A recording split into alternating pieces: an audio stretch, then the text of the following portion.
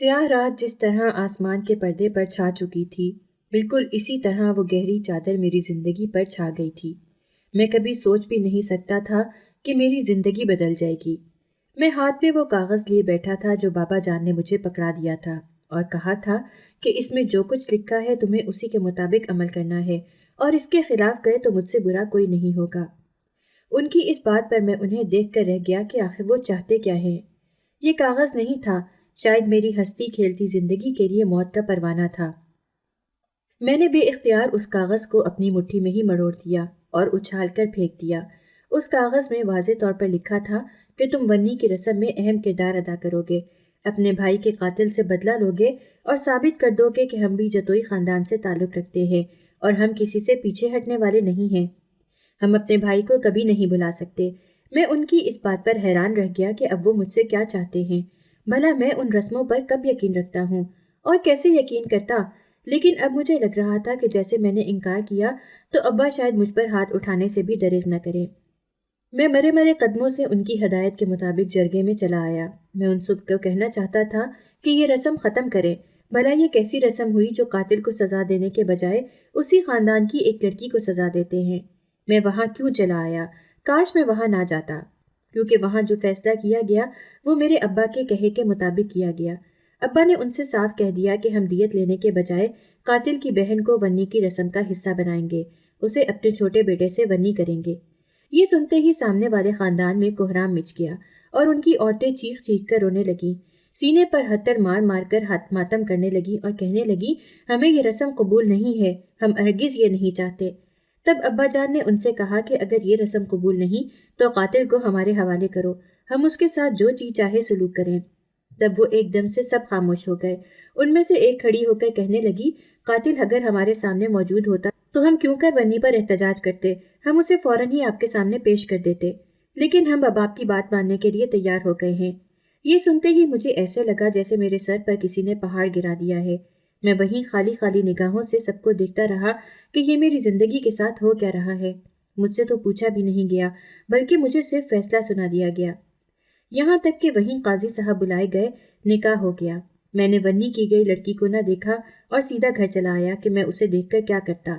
मेरा उससे कोई तारुफ नहीं था, सिर्फ एक कागजी ताल्लुक के सिवा कोई ताल्लुक नहीं था। थोड़ी ही देर में हवेली में शोर होने लगा। मैंने छत से झांक कर देखा तो क्या देखता हूँ कि वालिद साहब एक छोटी बच्ची को घसीटते हुए लेकर आ रहे हैं और वो बुरी तरह रो रो कर शोर मचा रही है। ये देखकर मेरा दिल बैठ गया। मैं फौरन से छत से उतरकर अपने कमरे की जानिब बढ़ा तो क्या देखता हूँ कि वालिद साहब ने उस लड़की को जोर से पटक दिया और कहने लगे, आज इसका वो हशर करना कि इसके खानदान की 7 नस्लें और पुश्तें ये याद रखेंगी और दर्द से बिलबिला उठेंगी। ये कहते ही उन्होंने उस लड़की को अंदर धकेल कर मुझे भी साथ ही अंदर जाने का कहा। मैं उनकी ये बात सुनकर कांप सा गया और अंदर आते ही दरवाज़ा बंद करके ज़मीन पर बैठता चला गया। मैं ये सब कैसे कर सकता था? जैसे ही मेरी सामने नज़र पड़ी तो ये देखकर मैं हैरान रह गया कि वो लड़की मुझे अपनी बड़ी बड़ी आंखों से देख रही थी। उसकी उम्र बहुत छोटी थी, यही कोई 9 बरस की होगी। मुझे रोता देखकर वो आहिस्ता से मेरे पास आई और मेरे सीने पर रखकर ऐसी बात कही कि मैं उसे हैरान नज़रों से देखने लगा। मैं उस लड़की से इस बात की तवक्को नहीं कर रहा था। उसकी बात सुनकर मुझे ऐसा महसूस हुआ जैसे मैं दुख की अथाह गहराइयों में गिर गया हूँ और मेरा कोई पुरसाने हाल नहीं। मेरा नाम सलमान हसन है और मैं अपने वालिदैन का दूसरा बेटा हूँ। पहले नंबर पर मेरे बड़े भाई थे जिनका नाम सुलेमान हसन था। हम दोनों में गहरी दोस्ती थी। हम हवेली के रहने वाले थे। पैसों की रेल पेल थी, कभी कोई कमी बेशी न देखी थी, हमेशा खुशहाली ही देखी। वालिद साहब जमींदार थे, बहुत सी ज़मीनों के मालिक थे। गांव के वडेरों के साथ उनके ताल्लुकात थे, यहाँ तक कि अपनी हवेली में वो अक्सर उनकी दावतें करते रहते और उन्हें अपने साथ बिठाते, उनसे दोस्ती में अपना एजाज़ समझते। सुलेमान भाई ने होश संभालते ही अब्बा की ज़मीनों का काम देखना शुरू कर दिया, जबकि मैं उनसे थोड़ा मुख्तलिफ था। मैंने सोच लिया था कि मैं ये सारी चीज़ें नहीं करूँगा, क्योंकि मेरे अंदर एक रोशन ख्याल इंसान मौजूद था और इस इंसान ने मुझे ये बावर कराया था कि ये सब कुछ फ़ानी है, एक दिन ये शोहरत, ये दौलत सब कुछ ख़त्म हो जाएगी। चुनाचा मुझे अपने लिए एक ऐसी चीज़ की तलाश करनी होगी जिसे सिर्फ मुझे तसल्ली हो, मुझे खुशी हासिल हो, मैं वही करूँगा। चुनाचा मैंने अब्बा से कह दिया कि मैं पढ़ाई करने के लिए बैरून मुल्क जाऊँगा। आप मेरे लिए फ़िलहाल कराची में ही कोई अच्छा सा तालीमी इदारा देखिए, मैं वहाँ तालीम हासिल करना चाहता हूँ। پہلے تو ابا مجھ سے بہت ناراض ہوئے کہ تم خاندانی کام چھوڑ کر یہ پڑھائی کے چکروں میں کیوں پڑھ رہے ہو۔ پڑھائی کچھ بھی نہیں ہوتی، اس کی کوئی حقیقت نہیں ہوتی۔ پڑھ لکھ کر اگر نوکری ہی کرنی ہے تو پھر میرے خاندانی پیسے پر لعنت ہو، میں کیوں اس پر اپنی محنت ضائع کر رہا ہوں؟ ہماری اتنی زمینیں ہیں، تمہیں ان کی دیکھ بھال میں اپنا دھیان لگانا چاہیے کہ یہی ہمارا کاروبار ہے اور اسی میں ہماری عزت پوشیدہ ہے۔ تمہیں چاہیے کہ تم بھی اپنے بھائی کے نقش قدم پر چلو، میں تمہاری بات ہرگز نہیں مانوں گا۔ لیکن میں نے بھی ان پر یہ ثابت کر دیا کہ میں ان کا ہی خون ہوں اور ضد میں ان سے کئی ہاتھ آگے ہوں۔ وہ میری بات مان کے نہیں دے رہے تھے، چنانچہ میں نے ایک بہترین حربہ آزمایا اور سوچ لیا کہ میں بھوک ہڑتال کروں گا، اس وقت تک کروں گا جب تک ابا نہیں مان جاتے۔ پہلے دن تو ابا کو کوئی فرق نہ پڑا اور میں نے بھی جوش میں آ کر پورا ایک دن بغیر کچھ کھائے پیے گزار دیا۔ دوسرے دن مجھے چکر سے آنے لگے، یہاں تک کہ ابا حویلی کے ہال میں بیٹھ کر اخبار پڑھ رہے تھے۔ انہوں نے ایک نظر میری طرف دیکھا اور اخبار پھینک کر مجھے دیکھا، کہنے لگے کیا ہو گیا ہے، تم اپنی ضد کیوں نہیں چھوڑ دیتے؟ تمہیں چکر آ رہے ہیں، تم کہیں گر جاؤ گے تو چوٹ لگ جائے گی، اپنا نقصان خود کیوں کر رہے ہو؟ جانتے بھی ہو کہ میں تمہاری بات نہیں مانوں گا۔ اس سے پہلے کہ میں ان کی کوئی بھی بات سنتا میرا سر چکرانے لگا اور میں وہیں بے ہوش ہو گیا۔ ہوش میں آیا تو ابا نے کہا کہ اب اپنی ضد بھی ختم کر دو اور اپنی بھوک ہڑتال بھی۔ تم نے اپنی ضد میں اپنا نقصان کیا ہے، بلڈ پریشر انتہائی لو ہو گیا تھا، ویسے تمہاری صحت کون سی اچھی ہے؟ ان کی یہ بات سن کر میں نے سمجھ لیا کہ لوہا گرم ہے، چوٹ کرنی چاہیے۔ میں نے ان سے کہا کہ آپ میری بات مان لیں، میں کھانا پینا شروع کر دوں گا، ورنہ میں اسی طرح بے ہوش ہوتا رہوں گا یہاں تک کہ اپنی بھوک ہڑتال نہیں چھوڑوں گا۔ میرا یہ جواب سن کر والد صاحب حیرانی سے میری طرف دیکھنے لگے اور کہنے لگے اتنی سچی لگن میں نے تمہارے بڑے بھائی میں بھی نہیں دیکھی، لیکن میں کیا کروں کہ تمہاری لگن غلط چیز کے لیے ہے۔ پڑھائی تم نے میٹرک کر لیا ہے نا، پھر اس کے بعد کیا ضرورت ہے آگے پڑھنے کی؟ جب میں نے انہیں اچھی طرح راضی کر لیا، انہوں نے میرا کراچی میں بہترین کالج میں ایڈمیشن کروا دیا اور میں حویلی چھوڑ کر شہر میں آ گیا۔ وہاں ہاسٹل میں رہنے لگا۔ سلیمان بھائی سے اکثر میری بات ہوتی رہتی تھی۔ وہ مجھ سے کہتے تھے کہ ابا تم سے دل ہی دل میں بے حد ناراض اور خفا ہیں، تم اب جلدی سے پڑھائی مکمل کر کے حویلی واپس آ جاؤ تاکہ ان کا غصہ کم ہو جائے۔ ان کی یہ بات سن کر میں نے ان سے صاف کہہ دیا کہ میں حویلی واپس نہیں آؤں گا، بلکہ پڑھائی کر کے نوکری کی تلاش کروں گا اور نوکری شہر میں ہی ملتی ہے، یہ بات آپ اچھی طرح جانتے ہیں۔ آپ میرا ایک کام کیجئے، ابھی سے ابا کے دل میں یہ بات ڈالنا شروع کر دیجئے کہ میں پڑھ لکھ کر اپنا کاروبار کھولوں گا، زمین کو نہیں سنبھالوں گا، تاکہ کل کو میں بھی پڑھ لکھ کر دوبارہ حویلی آتا ہوں تو انہیں اس بات کا افسوس نہ ہو کہ میں ساری عمر ان کے ہاں رہنے کے بجائے بیرون ملک کے لیے اپلائی کروں گا اور وہیں اپنا کاروبار کھولوں گا۔ میری بات سن کر سلیمان بھائی نے میری خوب تعریف کی اور کہا کہ تمہارا خواب بہت بڑا ہے اور تم اس خواب کو حاصل کرنے کے لیے بھی بہت زیادہ تگ و دو کرتے ہو۔ تم خوش قسمت ہو، تم چھوٹے بھائی تھے، میں بڑا بھائی ہوں، مجھ پر ہر قسم کی ذمہ داری ہے، میں ان کے خلاف بغاوت نہیں کر سکتا۔ ویسے بھی مجھے زمینوں سے محبت ہے، میں ان کی دیکھ بھال میں اپنی زندگی گزار لوں گا۔ ساتھ ہی ساتھ انہوں نے مجھے یہ بتایا کہ دعا کرنا ایک مسئلہ درپیش آ گیا ہے، زمینوں کا تنازع پھر سے اٹھ پڑا ہے۔ بہلول خاندان کہتا ہے کہ ہماری زمینوں پر ان کے باپ دادا نے کاشتکاری کر کے اتنا اناج اگایا اور ہم نے یعنی جتوئی خاندان نے ان سے یہ تمام چیزیں چھین لیں، یہاں تک کہ آدھی سے زائد زمینوں کو بنجر بنا دیا۔ یہ معاملہ بہت خطرناک چل رہا ہے، تم بس دعا کرنا کہ سب کچھ بہتر اور اچھے سے ہو جائے۔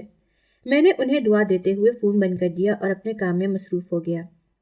پڑھائی زور و شور سے جاری تھی۔ اس وقت میں کراچی کے بہترین کالج میں تعلیم حاصل کر رہا تھا، میرا سیمسٹر ہونے والا تھا۔ اس بات کو 2 دن گزر گئے تھے جس دن میں نے اپنے بھائی سے بات کی تھی کہ تیسرے دن گھر والوں کا فون میرے نمبر پر آیا، لیکن اس وقت میں یونیورسٹی میں کلاس لے رہا تھا۔ یہ دوپہر کا وقت تھا۔ وقت دیکھ کر میں نے سوچا کہ شاید بھائی میری خیریت دریافت کرنے کے لیے فون کر رہے ہیں، لیکن مجھے نہیں پتا تھا کہ فون اٹھاتے ہی انتہائی دردناک اور بھیانک خبر میری منتظر ہوگی۔ خبر سنتے ہی میرے ہاتھ سے فون دور جا گرا اور میں وہی زمین پر بیٹھ کر حیرانی سے ادھر ادھر ہجوم کو دیکھنے لگا جو میری اس حالت پر میری طرف بڑھ رہے تھے۔ میں اپنا تماشا بننے نہیں دینا چاہتا تھا، میں فوراً سے وہاں کھڑا ہو گیا، یہاں تک کہ آنسوؤں کی دھند ہٹتے ہی مجھ پر سب کچھ واضح ہو گیا۔ میں فوراً سے اپنے ہاسٹل جانے کے لیے لپکا۔ دوست میرے پیچھے آئے، پوچھنے لگے کہ کیا ہوا۔ اب میں انہیں کیا بتاتا کہ میرا درد اور صدمہ ہی اتنا بڑا تھا۔ میری زندگی کے واحد دوست سلیمان بھائی اس دنیا سے گزر گئے اور ہمیشہ ہمیشہ کے لیے اپنے رب کی بارگاہ میں حاضر ہو گئے۔ میں نے اپنے دوستوں کو یہ بات بتائی تو وہ بھی غمگین ہو کر مجھے تسلی دینے لگے، مجھے پانی پلایا۔ ایک دوست نے تو فوراً سے ہی گاؤں جانے والی بس کی ٹکٹ کروا دی اور مجھ سے کہا کہ تم چلے جاؤ، پیچھے ہم سب سنبھال لیں گے۔ ایسے مخلص دوست کہاں ملیں گے؟ میں نے ان کا شکریہ ادا کیا، ہاسٹل آ کر سامان باندھنے لگا اور پہلی ہی بس سے گاؤں کے لیے روانہ ہو گیا۔ خبر ہی اتنی انہونی تھی، مجھے ابھی تک یقین نہیں آ رہا تھا۔ سلیمان بھائی جو ہر وقت میرا سایہ بن کر رہتے، جنہوں نے مجھے کبھی بھی اکیلا نہ چھوڑا، یہاں تک کہ بابا کو میرے لیے منایا، ان کا دل میرے لیے نرم کیا، اچانک ایسے کیسے چھوڑ کر چلے گئے؟ وجہ مجھے معلوم نہیں تھی، گھر جا کر ہی پتہ چلنی تھی۔ بس کا سارا راستہ انتہائی دکھ اور تکلیف میں گزرا۔ کسی اپنے کا کندھا بھی میسر نہیں تھا جس پر سر رکھ کر میں اپنے سارے دکھ کہہ سکوں۔ حویلی پہنچا تو وہاں کوہرام مچا ہوا تھا۔ اماں زاروں قطار رو رہی تھی اور کہہ رہی تھی کہ سلیمان کے قاتلوں کو زندہ نہیں چھوڑیں گے۔ ان کی اس بات پر میں حیران رہ گیا۔ تو کیا بھائی کو قتل کیا گیا تھا؟ مجھے تو اتنا بتایا گیا تھا کہ تمہارے بھائی کا انتقال ہو گیا ہے اور فوراً حویلی پہنچ جاؤ، اس کے علاوہ کچھ بھی نہ کہا گیا۔ یہاں آتے ہی کیا دیکھتا ہوں کہ اماں تو کچھ اور ہی راگ الاپ رہی ہیں اور کہہ رہی ہیں کہ سلیمان کے قاتلوں کو گرفتار کر کے ایسی کڑی سے کڑی سزا دوں کہ وہ اپنی 7 پشتوں تک یاد رکھیں گے کہ جتوئی خاندان کے کسی فرد کو مارنا کس قدر بھیانک ہو سکتا ہے۔ ان کی بات سن کر میں مرے مرے قدموں سے ان کے پاس آیا، ان سے پوچھنے لگا کہ اماں، سلیمان بھائی کو کس نے مارا ہے؟ آپ کو ضرور کوئی غلط فہمی ہے۔ انہیں کسی نے نہیں مارا، ان کی طبعی طور پر موت ہوئی ہے، انہیں کوئی کیسے مار سکتا ہے؟ بے یقینی ہی بے یقینی تھی، میں کبھی سوچ بھی نہیں سکتا تھا کہ ایسا ہو سکتا ہے۔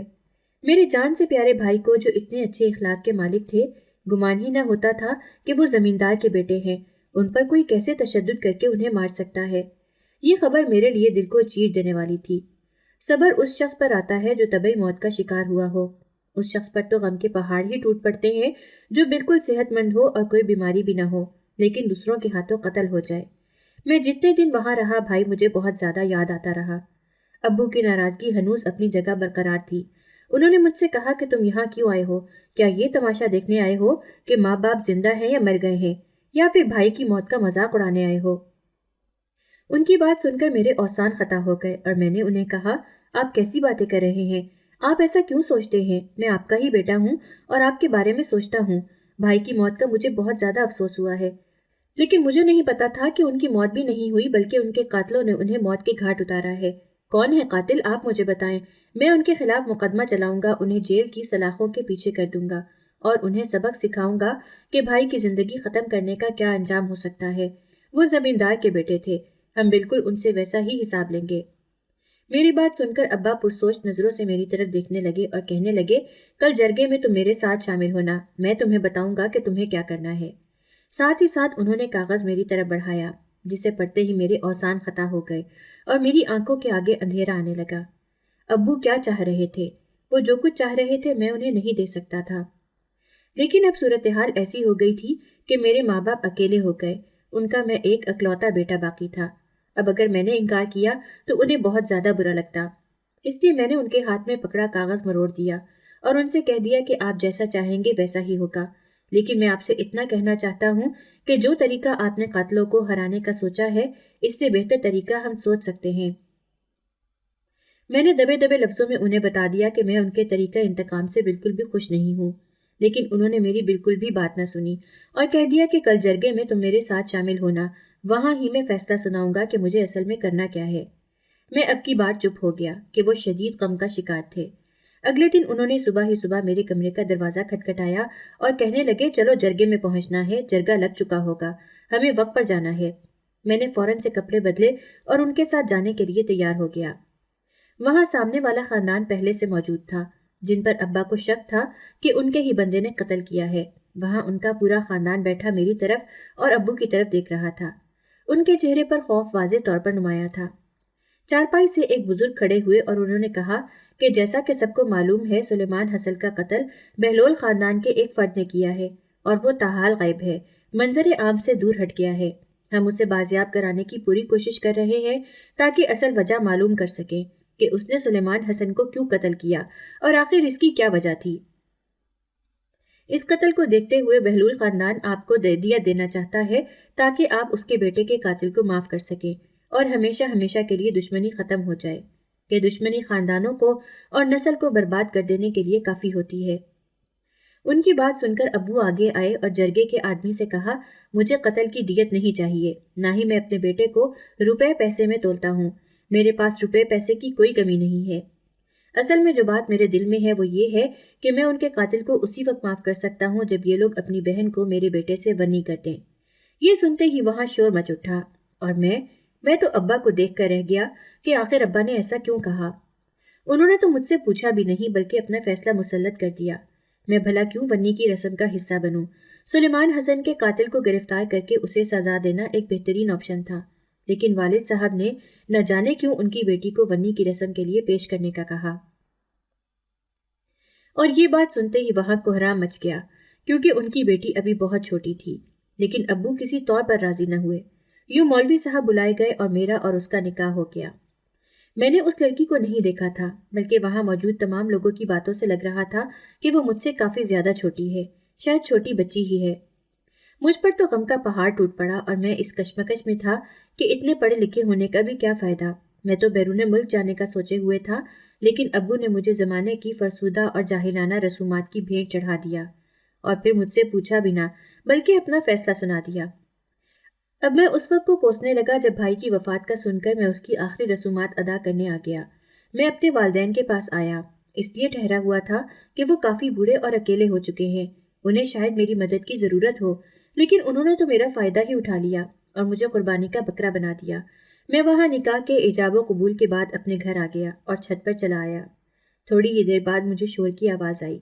چھت سے جا کر دیکھا تو کیا دیکھتا ہوں کہ ایک لڑکی کو والد صاحب بری طرح گھسیٹ کر گھر میں لے کر جا رہے ہیں۔ میں فوراً سے نیچے اتر آیا اور کیا دیکھتا ہوں کہ والد صاحب نے اس لڑکی کو ایک دم سے زور سے دھکا دے کر میرے کمرے میں دھکیل دیا۔ میرا ہاتھ پکڑ کر دوبارہ سے چھت پر لے آئے اور کہنے لگے، تمہارا بھائی سلیمان حسن تم سے بہت محبت کرتا تھا، وہ ہر وقت تم سے محبت کی باتیں کرتا اور کہتا کہ میں اپنے بھائی کو کبھی اکیلا نہیں چھوڑوں گا، وہ میرا بازو ہے۔ یہاں تک کہ تمہاری پڑھائی کے لیے بھی اس نے ہی مجھے منایا۔ تمہاری پڑھائی کے تمام اخراجات بھی وہی زمینوں کے تمام حساب کتاب کے بعد الگ سے نکال کر رکھتا کہ نہیں، میرے بھائی کی خواہش ہے، میں اس کی خواہش کو کیسے ٹال سکتا ہوں، وہ میرا چھوٹا بھائی ہے اور چھوٹے بھائی تو بہت پیارے اور لاڈلے ہوتے ہیں۔ سلمان بھی مجھے اسی طرح پیارا اور لاڈلا ہے، وہ بالکل مجھے اپنے بیٹے کی طرح محسوس ہوتا ہے۔ اس کی باتیں بتا کر ابا جان کی آنکھوں میں آنسو آ گئے اور وہ زاروں قطار رونے لگے۔ میں نے ان کے کندھے پر ہاتھ رکھا اور کہنے لگا، فکر نہ کریں، مجھے اس لڑکی سے بے حد نفرت محسوس ہو رہی ہے۔ میں خود بھی چاہتا ہوں کہ میں ان قاتلوں کی لڑکی کو اس قدر اذیت پہنچاؤں، اس قدر ظلم کروں کہ وہ پناہ مانگنے پر مجبور ہو جائے۔ دراصل میرے والد صاحب نے میرے بھائی کی مجھ سے محبت بیان کر کے میرے دل میں بھی بدلے کی آگ اس قدر جلا دی کہ میں چاہ کر بھی اس آگ کو بجھا نہ سکا۔ میں یہ بھی بھول گیا کہ میں تعلیم یافتہ تھا، میں تعلیم حاصل کر کے باہر جا کر اپنا کیریئر بنانا چاہتا تھا، لیکن سلیمان بھائی کے قتل نے مجھے سر سے پیر تک بدل کر رکھ دیا۔ ایسا نہیں تھا کہ میں اپنی خواہش سے دستبردار ہو گیا اور اپنے خوابوں پر سمجھوتا کر لیا، لیکن یہ جو نئی مصیبت ونی کی صورت میں میرے سر پر لادی گئی، اس نے اور میرے بھائی کے قتل نے مجھے اس قدر غمگین کر دیا کہ میں بدلے کی آگ میں جل اٹھا۔ والد صاحب نے مجھے کہا کہ جاؤ اور جا کر اپنا بدلہ لو، ہم اسے اسی لیے لے کر آئے ہیں کہ تم ہم سب کا بدلہ اپنی طرف سے اس سے لو، اسے روند کر رکھ دو، اسے اس قابل نہ چھوڑو کہ وہ کسی کو منہ دکھائے۔ جاؤ اور جا کر اس پر ٹوٹ پڑو، اسے بتا دو کہ جتوئی خاندان کے کسی شخص کو مارنا کس قدر تکلیف دہ ہے، یہاں تک کہ اس کی 7 نسلیں بھی توبہ کرتی ہیں۔ جاؤ جا کر اسے اس قدر اذیت دو کہ وہ اپنی موت کی بھیک مانگے اور کہے کہ مجھے اور میرے پورے خاندان کو معاف کر دو، لیکن میرے ساتھ ایسا سلوک نہ کرو۔ جاؤ اور جا کر ثابت کر دو کہ تم جتوئی خاندان سے تعلق رکھتے ہو اور اپنے بھائی کے قاتل کو کبھی بھی زندہ نہیں چھوڑو گے، بلکہ اس کی بہن کو اذیت دے کر اسے پل پل مارو گے، پل پل موت دو گے۔ انہوں نے میرے اندر انتقام کی آگ اس قدر بڑھا دی کہ وہ میرے دل تک پہنچ گئی اور میرا پورا وجود جھلسنے لگا۔ میں اس لڑکی سے نفرت کرنے لگا جو ونی کی صورت میں میرے نکاح میں آئی۔ میں نے اسے نہیں دیکھا تھا، جرگے کے وقت میری حالت مختلف تھی، لیکن جب بابا جان نے مجھے کہا کہ تمہارے بھائی کو انہوں نے پل پل اذیت دے کر مارا ہے، پہلے اسے گولیوں سے بھونا اور پھر اس کی لاش کو جلا کر راکھ کر دیا تاکہ کوئی اسے پہچان نہ سکے، لیکن میں اسے اس کے آخری وقت میں پہچان گیا۔ جب وہ زمینوں کے حساب کتاب کے بعد گھر واپس نہ آیا تب مجھے شک ہو گیا کہ زمین کے تنازع نے اس کی جان لے لی ہے، یہاں تک کہ جب اس کی لاش ہمیں دکھائی گئی وہ اس قابل ہی نہ تھی کہ اس کی پہچان کی جا سکے، بلکہ وہ بری طرح مسخ کی جا چکی تھی۔ میں نے اسے اس کی انگوٹھی سے پہچانا جو حیرت انگیز طور پر سلامت رہ گئی۔ شاید میں نے وہ انگوٹھی اسے اسی موقع کے لیے دی تھی کہ جب اس کی موت ہو تو میں اسے اس سے پہچان پاؤں۔ بابا جان کا غصہ اب آنسوؤں کے ساتھ بہنے لگا اور ان کے آنسوؤں نے میرے تن بدن میں آگ لگا دی۔ میں بری طرح رونے لگا اور میں نے قسم کھائی کہ میں ان کے قاتلوں کو اس قدر تکلیف دوں گا کہ وہ ہم سے پناہ مانگیں گے۔ اسی تیش کے عالم میں اندر گیا، دروازہ بند کیا، اور جیسے ہی میری نظر سامنے لڑکی پر پڑی تو یہ دیکھ کر میرے پیروں تلے سے زمین نکل گئی کہ وہ لڑکی تو انتہائی چھوٹی تھی، بالکل دبلی پتلی سی، جس پر ابھی عمر کا شباب بھی نہیں آیا تھا، نوخیز کے کلی کھلی بھی نہیں تھی۔ وہ لڑکی میرے نکاح میں آ گئی تھی، وہ محض 9 برس کی تھی۔ اس کی عمر کا میں نے بالکل صحیح اندازہ لگایا۔ وہ سہمی نگاہوں سے مجھے دیکھنے لگی اور جیسے ہی مجھے آگے بڑھتا دیکھا تو اپنے آپ میں سمٹنے لگی۔ اس کی آنکھوں میں بے حد خوف موجود تھا، لیکن میرے دل کی حالت ایک دم سے بدل چکی۔ والد صاحب نے جب میرے بھائی سلیمان حسن کے قتل کا قصہ سنایا تو اس قصے نے میرے اندر انتقام کی آگ کو حد سے زیادہ بڑھا دیا، لیکن میں جیسے ہی یہاں آیا اور اس لڑکی کو دیکھا جو میرے نکاح میں آئی تھی، ونی ہو کر میرے پاس آئی تھی، جو اور اس وقت کمرے میں موجود تھی، نم آنکھوں سے مجھے ہی دیکھ رہی تھی، میں وہی خوف خدا سے زمین پر بیٹھ گیا اور زاروں قطار رونے لگا۔ ایک طرف سلیمان بھائی تھے جن سے میں بے حد محبت کرتا تھا اور جن کی محبت کو ابو نے بھی میرے سامنے بیان کیا تو میرا دل پھٹنے لگا، اور دوسری طرف یہ 9 سال کی بچی تھی جو کسی بھی چیز سے بے خبر وہاں بیٹھی تھی۔ مجھے اس کے والدین پر ترس اور افسوس ہونے لگا کہ ان کا ایک بیٹا تو پہلے ہی کھو چکا، لیکن اب یہ بیٹی بھی۔ وہ اتنی ننھی بچی تھی، میری غیرت یہ گوارا نہیں کر رہی تھی کہ میں اس پر تشدد کروں، اسے اذیت دوں اور اسے کسی کے منہ دکھانے لائق نہ چھوڑوں۔ بابا جان نے بھی کیا یہ نہ سوچا کہ وہ انتہائی چھوٹی بچی ہے؟ 9 سال کی بچی سے بھلا ایک لمبا چوڑا مرد کیا بدلہ لے سکتا ہے؟ مجھے اس لڑکی پر رحم آنے لگا اور میں زاروں قطار وہیں بیٹھ کر رونے لگا کہ اللہ تعالیٰ نے مجھے کس آزمائش میں ڈال دیا تھا۔ ایک طرف بھائی تھا اور دوسری طرف یہ لڑکی تھی جو اس وقت میری بیوی تھی، میرے نکاح میں تھی۔ تب میں نے فیصلہ کر لیا اور سوچ لیا کہ جو حق اور سچ ہے میں اسی کا ساتھ دوں گا، اور میں انتقام نہ لوں گا، نہ بدلے کی آگ بھڑکے گی۔ میں نے سوچ لیا تھا کہ مجھے کیا کرنا چاہیے۔ میں نے اپنے آنسو صاف کیے اور جیسے ہی وہاں دیکھا تو حیران رہ گیا کہ وہ لڑکی میری طرف آنے لگی، میرے برابر میں بیٹھ گئی اور میرے سینے پر سر رکھ کر کہنے لگی، انکل آپ تو بہت اچھے ہیں، مجھے روتا دیکھ کر خود بھی رو رہے ہیں، اور دوسرے انکل بہت گندے ہیں، انہوں نے مجھے بہت مارا بھی ہے، میرے بالوں میں بہت درد ہو رہا ہے، انہوں نے میرے بال بہت زور سے کھینچے ہیں، گال پر تھپڑ مارے ہیں اور مجھے بہت اذیت دی ہے۔ میری آنکھوں میں آنسو آ گئے ہیں، مجھے امی ابو کے پاس جانا ہے، کیا آپ مجھے میری امی ابو کے پاس لے جائیں گے؟ اس کی بات سن کر میری رونے میں اور تیزی آ گئی کہ یہ بچی ہر چیز سے بے خبر تھی۔ کیا اس کے والدین کو اس پر ترس نہیں آیا تھا کہ اپنے بیٹے کو ڈھونڈنے کے بجائے انہوں نے اپنی بیٹی کو ونی کے لیے راضی کر لیا؟ قیامت کے دن انہیں بھی تو اللہ کو جواب دینا تھا۔ خوف خدا میرے اندر سر چڑھ کر بولنے لگا، میں چاہ کر بھی اس لڑکی پر ظلم کیسے کر سکتا تھا؟ وہ انتہائی چھوٹی، معصوم اور دھان پان سی لڑکی تھی، بالکل مجھے اپنی چھوٹی بہن جیسی محسوس ہوئی۔ میں اس پر کیسے یہ قدم اٹھا کر انتقام کی آگ انڈیل دیتا؟ میں نے سوچ لیا کہ میں اس خاندانی دشمنی کو ختم کر کے دم لوں گا اور اس لڑکی سے بالکل ویسا سلوک کروں گا جیسے سلوک کی وہ مستحق تھی۔ میں نے اس لڑکی کو اپنے سینے سے الگ کیا، اس کے سر پر ہاتھ پھیرا اور کہنے لگا، تم رو مت، تمہیں کچھ نہیں ہوگا، میں اچھا انکل ہوں، میں بچوں کو نہیں مارتا ہوں، تم جاؤ، جا کر پلنگ پر سو جاؤ، اور ہاں میں باہر جا رہا ہوں، کوئی آئے دروازہ بجائے تو کسی کو بھی مت کھولنا، لیٹی رہنا، سوئی رہنا، میں خود آ کر دیکھ لوں گا، بس کسی کو بھی یہ مت بتانا کہ میں تمہارے ساتھ نہیں تھا، چاہے کوئی کچھ بھی پوچھے تمہیں چپ رہنا ہے۔ میں نے اسے تمام باتیں سمجھائیں اور باہر نکل گیا۔ اس نے اندر سے کمرہ بند کر لیا۔ میں چھپتے چھپتے چھت پر آ گیا اور وہیں ساری رات گزار دی کہ میں اس کے ساتھ ایک کمرے میں نہیں رہ سکتا تھا۔ انتہائی چھوٹی تھی، میری غیرت گوارا نہیں کر رہی تھی۔ میں نے اگلی صبح اپنے والد صاحب کو بھی جواب دینا تھا۔ صبح کا سورج روشن ہوتے ہی میں دوبارہ اپنے کمرے میں آ گیا۔ اسی دوران مجھے دستک کی آواز آئی۔ وہاں والد صاحب تھے اور کڑی نظروں سے میری طرف دیکھ رہے تھے۔ کہنے لگے، تشدد کا سبق تمہیں پڑھایا تھا، مجھے نہیں لگتا تم نے اس سبق میں کامیابی حاصل کی ہے۔ جس قدر سکون تمہارے کمرے میں ہے اسے دیکھ کر لگتا نہیں ہے کہ رات کو تم نے ہنگامہ مچایا ہوگا۔ کیا ہو گیا ہے؟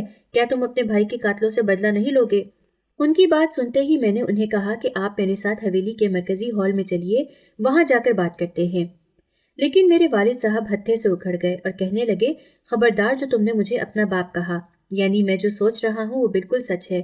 تم نے اس لڑکی کو ہاتھ تک نہیں لگایا، بلکہ اپنے بھائی کی قاتل کی بہن کو سر پر چڑھا کر بیٹھے ہوئے ہو۔ جاؤ، اس گھر سے نکل جاؤ، مجھے کبھی اپنی شکل مت دکھانا۔ انہوں نے ہاتھ پکڑ کر مجھے گھر سے باہر نکال دیا۔ وہ 9 سال کی بچی بھی اٹھ گئی اور مجھے یوں گھر سے جاتا دیکھ کر میرے پیچھے آ گئی۔ مجھے پیچھے سے ابا کی آواز آئی کہ جاؤ اور جا کر اس گند کو بھی اپنے ساتھ ہی لے جاؤ، تم تو اسے اپنے سر کا تاج بنانا چاہتے ہو کہ تمہاری اور اس کی اس گھر میں کوئی جگہ نہیں ہے۔ میں اسے لے کر ہاسٹل آ گیا، جبکہ اس کے علاوہ اور کوئی چارہ بھی نہیں تھا۔ میں اس کے نان نفقے کا ذمہ دار بن چکا تھا۔ سب سے پہلے وہاں کراچی آ کر میں نے اس کے لیے ایک دوسرے ہاسٹل کا انتظام کیا، تب تک وہ میرے ساتھ رہ رہی تھی۔ میرے دوستوں نے سوال کیا تو میں نے انہیں سارا ماجرا کہہ سنایا۔ وہ بھی اس بچی کو دیکھ کر افسوس کرنے لگے کہ ماں باپ نے ذرا برابر بھی اس پر رحم نہیں کھایا اور اپنے بیٹے کو بچانے کے لیے اپنی بیٹی کو آگے کر دیا۔ کس قسم کے ماں باپ ہیں یہ؟ اور تمہارے گاؤں میں ابھی بھی ایسی فرسودہ رسومات موجود ہیں، ہمیں تو بہت افسوس ہوتا ہے۔ جب میں نے آگے بڑھ کر ان کے کندھے پر ہاتھ رکھا اور ان سے کہنے لگا، یہ رسومات تھیں، اب نہیں ہوگی، تم دیکھنا میں اپنے گاؤں میں یہ رسومات ختم کر دوں گا، بس مجھے صحیح وقت آنے کا انتظار ہے، اور یہ پہلا کیس نہیں ہے، میرے اندر اللہ نے خوف خدا رکھا ہوا ہے، تبھی میں نے اس کی جان بخش دی ہے۔ ایسے ان گنت کیس ہمارے گاؤں میں ہوئے ہیں، جس میں ونی میں لائے جانے والی بچیاں 3-3 4-4 سال کی بھی ہوتی ہیں، انہیں کچھ علم نہیں ہوتا اور لوگ ان کے ساتھ اس قدر غلط سلوک کر کے پھر انہیں مار دیتے ہیں۔ تم اچھی طرح جانتے ہو کہ اتنی بچیاں تشدد برداشت نہیں کر سکتی۔ تم لوگ یہ بھی جانتے ہو کہ میں کس قسم کے تشدد کی بات کر رہا ہوں، لیکن اب تم آگے کیا کرو گے؟ جانتے ہو کہ تمہارا اور اس کا کوئی جوڑ نہیں ہے۔ میں نے ان سے کہا کہ میں اسے پڑھاؤں گا، لکھاؤں گا اور اس کے بعد جب مجھے مناسب لگے گا طلاق دے کر اس کی شادی کہیں اور کروا دوں گا۔ میں اس سے ہرگز بھی کوئی تعلق نہیں رکھنا چاہتا، میرا دل مانتا ہی نہیں ہے۔ یہ بچی بالکل مجھے اپنی بہن جیسی محسوس ہوتی ہے، میں اس سے بیوی جیسا سلوک کیسے کر سکتا ہوں؟ یہ کہتے ہی انہوں نے میری بے حد مدد کی اور اس کے لیے ایک دوسرے ہاسٹل کا انتظام کر دیا۔ وہاں کی انتظامیہ کو میں نے اچھا خاصا پیسہ دیا تھا کہ آپ لوگ اس کی خوب حفاظت کیجیے گا۔ میں بھی گاہے بگاہے جا کر اس کی خیر خبر لیا کرتا ہوں۔ وہ مجھ سے بہت مانوس ہو گئی، کہتی، انکل آپ ضرور آیا کریں، میں آپ کا بے حد انتظار کرتی ہوں اور آپ کا آنا مجھے بہت خوشی دیتا ہے۔ آپ کے آنے سے مجھے ایسا لگتا ہے جیسے میرا کوئی بہت اپنا آیا ہو۔ میں اس کے پاس جاتا تو اس کے لیے کینڈیز اور ٹافیز لے کر جاتا اور کہتا کہ دل لگا کر پڑھائی کرو، ایک دن تم ضرور اپنے ماں باپ کے پاس واپس جاؤ گی۔ دن گزرنے لگے، اس بات کو 4 سال کا عرصہ گزر گیا۔ میں نے بیرون ملک جانے کے لیے اپلائی کر دیا تھا۔ اس دوران وہ لڑکی 13 سال کی ہو چکی تھی۔ میں نے اسے ایک دن ساری حقیقت بتا دی کہ میں تمہارا انکل نہیں ہوں بلکہ میں تو تمہارا شوہر ہوں۔ میری بات سن کر وہ زاروں قطار رونے لگی، کہنے لگی کہ اس وقت تو مجھے بالکل سمجھ نہیں تھی، لیکن اب جب میں سوچتی ہوں تو مجھے آپ میرے مسیحا ہی لگتے ہیں۔ اب میں کہاں جاؤں گی، کیا کروں گی، زندگی کو کیسے گزاروں گی؟ اسی دوران مجھے گاؤں سے والد صاحب کا فون آیا، کہنے لگے، سلمان بیٹا تم کیسے ہو، کہاں ہو؟ تمہارا باپ تمہاری یاد میں بہت بے چین ہے، لگتا ہے کہ آخری سانس ہے، لیکن جب تک تمہیں نہیں دیکھوں گا میرے گلے سے اٹکا سانس نہیں نکلے گا۔ ان کی یہ بات سن کر میں رونے لگا اور میں نے سوچ لیا کہ میں ان کی کسی بات کا برا مانے بغیر ان سے ملنے ضرور جاؤں گا۔ میں نے فوراً سے اپنا سامان باندھ لیا، اس لڑکی سے بھی کہا کہ تم میرے ساتھ چلو، اب وقت آ گیا ہے کہ جس بات کا میں انتظار کر رہا تھا اس بات کو پایا تکمیل تک پہنچا سکوں۔ وہ میرے ساتھ چلنے لگی۔ اس نے میٹرک کر لیا تھا، ہوشیار اور ذہین تھی، پڑھائی نے اس کے اندر کافی زیادہ شعور پیدا کر دیا۔ حویلی پہنچتے ہی میں نے والد صاحب سے ملاقات کی۔ وہ بے حد کمزور ہو گئے تھے، لیکن ان کی ضد نے انہیں اس حال تک پہنچایا تھا۔ انہوں نے میرے سامنے ہاتھ جوڑ دیا، کہنے لگے، سلمان اس لڑکی کے ساتھ کچھ غلط تو نہیں کیا نا؟ میں بدلے کی آگ میں اس قدر اندھا ہو گیا کہ جان ہی نہ سکا کہ وہ 9 سال کی بچی ہے اور تم پورے مرد ہو، تم دونوں کا کوئی جوڑ بھی نہیں ہے۔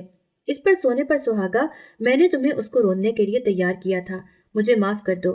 اس کے بھائی نے تمہارے بھائی کا قتل نہیں کیا تھا بلکہ اس پر غلط الزام تھا، اس لیے وہ فرار ہو گیا، اور آج پورے 4 سال بعد اس نے آ کر مجھ سے معافی مانگی اور کہنے لگا، آپ ہماری بہن واپس کر دیں۔ میں ان 4 سالوں میں ایک ساتھ اور ایک پل بھی سکون سے نہیں رہ سکا کہ میری بہن میری وجہ سے ونی ہو کر آپ کے گھر گئی۔ میری بہن کہاں ہے؟ میری بہن واپس کر دیجیے، ہم لوگ اس کا کافی عرصے سے انتظار کر رہے ہیں۔ امید ہے کہ آپ لوگوں نے اس کے ساتھ کوئی ایسا سلوک نہیں کیا ہوگا یا بدلے کی آگ میں اس کے ساتھ کچھ غلط نہیں کیا ہوگا۔ وہ زندہ ہوگی اور ایک دن ضرور آ کر ہم سے ملے گی۔ غلطی میری بھی ہے، مجھے بھی سب کو سچ بتانا چاہیے تھا، لیکن میں کیا کروں کہ مجھے ایک برادری کے شخص نے آپ کے بیٹے کی لاش کے پاس کھڑا دیکھ لیا، اس نے مجھ پر ہی الزام لگا دیا۔ میں انتہائی خوفزدہ ہو گیا، لیکن مجھے نہیں پتا تھا کہ میرے پیچھے میرے گھر میں قیامت ٹوٹ پڑی ہے۔ والد صاحب چپ ہوئے تو میں نے ان کا ہاتھ پکڑ کر چوم لیا، کہنے لگا، اللہ نے ہمارے خاندان کو مزید رسوائی سے بچا لیا ہے۔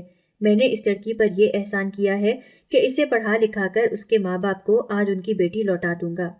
میں نے خدا گواہ ہے کبھی اس پر بری نظر نہیں ڈالی۔ ان 4 سالوں میں ہمیشہ اس نے اپنی بہن سمجھا اور آج میں اسے اپنے اس رشتے سے آزاد کرتا ہوں۔ میں اسے طلاق دیتا ہوں، طلاق دیتا ہوں، طلاق دیتا ہوں۔ لیکن میں کل جرگہ بلاؤں گا اور ایک طلاق اسے وہاں بھی دوں گا تاکہ سب کو معلوم ہو جائے کہ اب میرا اس سے کوئی تعلق نہیں ہے۔